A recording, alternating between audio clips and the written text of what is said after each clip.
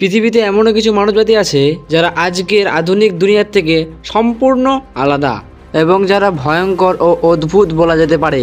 কারণ আমি আজকে আপনাদেরকে সেই নর্থ সেন্টিনেল আইল্যান্ডের সম্পর্কে বলতে চলেছি, যেখানে ভুল করেও কেউ যদি চলে যায় তাকে মেরে ফেলে দেওয়া হয়। কারণ এখানে এমন এক ধরনের মানবজাতি বসবাস করে যারা বাইরের লোকেদেরকে এই দ্বীপে প্রবেশ করতে দেয় না। সো বন্ধুরা, আজকে এই অদ্ভুত মানবজাতি ও আইল্যান্ডের সম্পর্কে জেনে নেব। So let's begin. North Sentinel Island আর এই দ্বীপটি বঙ্গোপসাগরের আন্দামান ও নিকোবর অঞ্চলে অবস্থিত। এই দ্বীপটি ভারতের মধ্যে অবস্থিত হলেও ভারতবর্ষের সরকার সেই দ্বীপের লোকেদের সাথে এখন পর্যন্ত ঠিকমতো যোগাযোগ করতে পারেনি, এবং কি বহুবার চেষ্টা করার পরেও ভারত সরকার এই দ্বীপের সম্পর্কে বেশি কিছু জানতে পারেনি। কারণ এই দ্বীপের যে আদিবাসীরা বসবাস করে তারা এই দ্বীপে বাইরের লোকেদেরকে আসতে দেয় না। তা এতটাই ভয়ানক যে সেখানে যদি কেউ যদি নৌকা নিয়ে আসে বা হেলিকপ্টার নিয়ে যদি কেউ যদি চলে যায়, তারা তীর ধনুক নিয়ে মারতে চেষ্টা করে। সেই আইল্যান্ডের লোক এতটাই ভয়ানক বা হিংস্র, এখনো পর্যন্ত তারা বাইরের মানুষদেরকে তাদের আইল্যান্ডে পা পড়তে দেয়নি।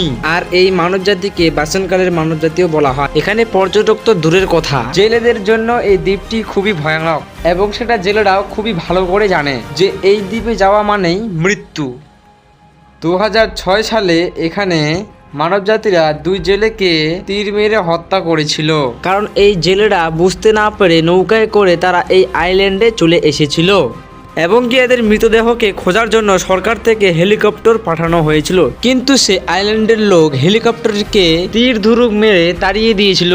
এই মানবজাতি বা আদিবাসী খুবই রহস্যময় বা হিংস্র। এই জাতি মূলত একটি শিকারী জাতি নির্ভর। তারা মাছ ও ইত্যাদি পশু পাখি মেরে খায়। এখনো পর্যন্ত সেরকম ভাবে তাদের কাছে কোনো রকম ভাবে কৃষিকাজ বা আগুন জ্বালানোর প্রচেষ্টা পাওয়া যায়নি। আর এখনো পর্যন্ত সেখানকার লোকেদের কোনো জনসংখ্যার পরিমাণ পাওয়া যায়নি। তবে ধারণা অনুযায়ী এদের জনসংখ্যা আনুমানিকভাবে বলা যায় যে 250 থেকে 500-র মধ্যেই হতে পারে।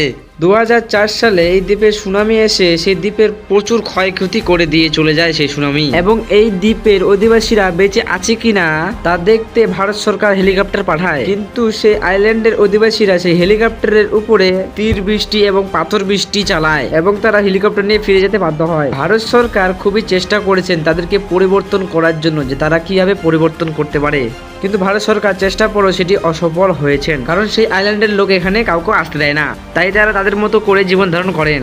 তবে একটা কথা বলা যেতে পারে যে এই মানবজাতি আমাদের থেকে অনেক পিছিয়ে আছে। এমনও বলা হয় যে ওই আইল্যান্ডের বসবাসকারী অধিবাসীরা অনেক বছরের পুরানো।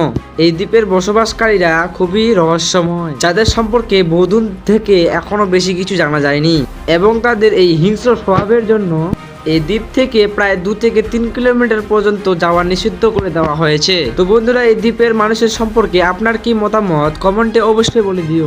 আর যদি ভিডিওটি একটু ভালো লেগে থাকে তাহলে প্লিজ সাবস্ক্রাইবটা করে দিও।